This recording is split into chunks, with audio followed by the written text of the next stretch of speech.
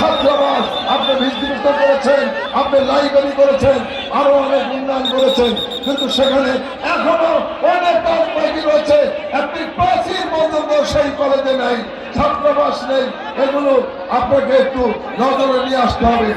আমাদের মাননীয় সাবেক প্রধানমন্ত্রী বহুরাষ্ট্রীয় টেলিভিশন সেন্টার এখানে করেছিল, সেটি বন্ধ করে দিয়েছে।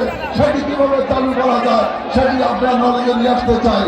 মাননীয় প্রধানমন্ত্রী বগুড়ার এই ধরনের অনেক উন্নয়ন কর্মকাণ্ড ফেলে গেছে, অনেকগুলো বন্ধ করে দিয়েছে। সেগুলো ইনশাল্লাহ আপনার পরামর্শে, আপনার নির্দেশনায় আমরা বাস্তবায়ন করবো। আমরা বগুড়ার সব এমপি যারা রয়েছে, মাননীয় মুখ্যমন্ত্রী মির্জা আলম রয়েছে, আমরা এই বগুড়া জেলাকে একটি মডেল জেলা আপনাকে উপহার দিতে চাই ইনশাল্লাহ।